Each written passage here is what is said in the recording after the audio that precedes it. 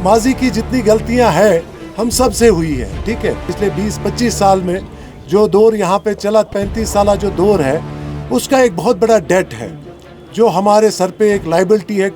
Youth की proper जो education system है उसको बहाल करना बहुत ज़रूरी है। जिसमें हम स्टोन पेल्टर्स का जो टैग उन पे लगा हुआ है, जिसमें जो एक्स मिलिटेंट्स हम कहते हैं यहाँ पे, और ये एक छोटी पॉपुलेशन नहीं है, इसके साथ कम से कम 7 लाख लोग जुड़े हुए हैं। यहाँ 2 पैरामीटर्स हैं, एक सेपरेटिज्म है और एक मेन स्ट्रीम हमने रखा है, ठीक है। हम इन दोनों पैरामीटर्स से थोड़ा ऊपर उठ के अगर देखेंगे तो इसको पॉलिटिक्स कहते हैं। पर हमें पहले मेन स्ट्रीम, सेपरेटिज्म, ए टीम्स, बी टीम्स, सी टीम्स, इससे ऊपर उठना पड़ेगा। नईम साहब कल जेल से रिहा होते हैं, क्या आप उनको रागिब कर पाएंगे मेन स्ट्रीम में आने के लिए? नईम साहब की जो आइडियोलॉजी है वो उनकी अपनी है, ठीक है। मेरी जो आइडियोलॉजी है, बेसिकली मेरा सबसे बड़ा मुद्दा जो है वो यूथ का है। यूथ की प्रॉपर जो एजुकेशन सिस्टम है उसको बहाल करना बहुत ज़रूरी है, उसको यहाँ पे लागू करना बहुत ज़रूरी है। और जब तक वो नहीं होगा, जो मैंने अभी पिछले प्रेस कॉन्फ्रेंस में भी कहा है कि मेरा मुद्दा EEE का है, जिसमें प्रॉपर एजुकेशन सिस्टम जब तक हमारे तालीमी निसाब में शामिल नहीं किया जाएगा तब तक हम यहाँ पे प्रॉपर इकोनॉमिक्स डेवलप नहीं कर सकते, ठीक है। और जब तक इकोनॉमिक्स प्रॉपर तरीके से डेवलप नहीं होगी तो बेटर एम्प्लॉयमेंट जनरेट नहीं कर सकते, अपने कौम को एम्पावर नहीं कर सकते।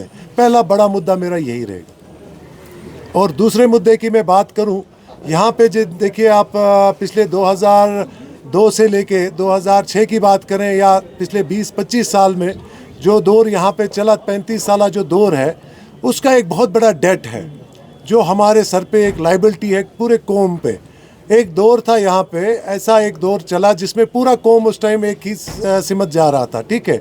अब माजी की जितनी गलतियाँ हैं हम सब से हुई है, ठीक है। उसमें हमारे नौजवान ख़ास तौर पर इन्वॉल्व है इस टाइम, जो फंसे हुए हैं उन चीज़ों में, जिसमें हम FIRs की बात करें, जिसमें हम स्टोन पेल्टर्स का जो टैग उन पे लगा हुआ है, जिसमें जो एक्स मिलिटेंट्स हम कहते हैं यहाँ पे, और ये एक छोटी पॉपुलेशन नहीं है, इसके साथ कम से कम 7 लाख लोग जुड़े हुए हैं, ठीक है। और वो 7 लाख लोग का मतलब हो गया 7 लाख घर, और 7 लाख घरों का मतलब हो गया यहाँ पे वो 30-35 लाख की लोगों की पॉपुलेशन है। और जब तक हम उस कोर इशू को एड्रेस नहीं करेंगे तब तक मुझे आप बताइए, ये डेवलपमेंट की हम बात करते हैं, नए कश्मीर की हम बात करते हैं, तो ये कैसे पॉसिबल होगा एक सोसाइटी में जहाँ छोटी एक पॉपुलेशन है, 1 करोड़ की तो पॉपुलेशन है टोटल, उसमें 30 लाख लोग अगर हम उस सोसाइटी के नहीं जोड़ेंगे डेवलपमेंट में या उनको मेन स्ट्रीम में आने का मौका नहीं देंगे, जिसको आप मेन स्ट्रीम कहते हैं। मैं बेसिकली हमेशा से कहता हूँ, आपको पिछली बार भी कहा मैंने,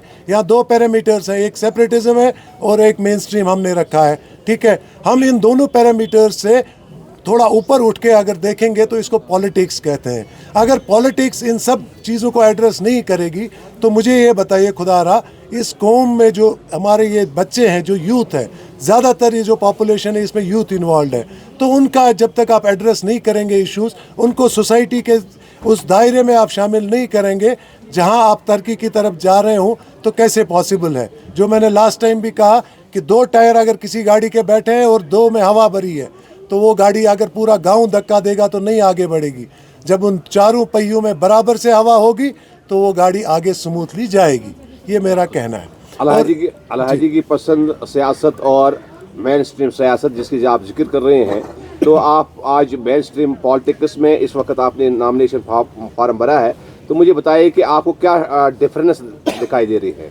देखिए, डिफरेंस और इसकी तो बात नहीं है। सबसे बड़ी बात है कि आपने चीज़ें तब बढ़ेंगी, तब आपकी बढ़ेंगी आगे जब पूरा कौम एक हो जाएगा।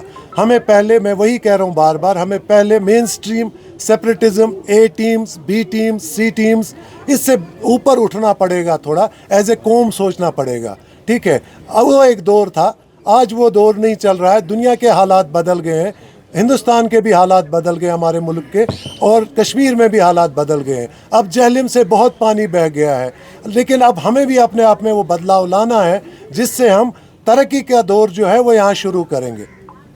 जिस हिसाब से मुनीर साहब आपके ख़ानदान में अब बदलाव देखने को मिल रहा है, कई सारे हुर्रियत लीडर्स अब मेन स्ट्रीम में आ रहे हैं, क्या अगर नईम साहब कल जेल से रिहा होते हैं, क्या आप उनको रागिब कर पाएंगे मेन स्ट्रीम में आने के लिए?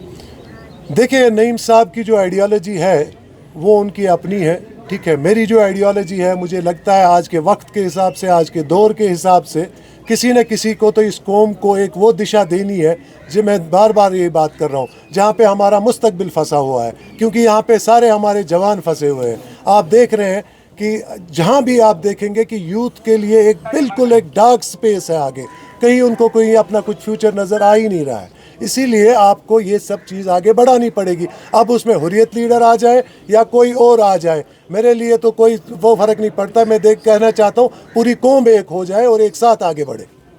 थैंक यू सर, बहुत बहुत शुक्रिया।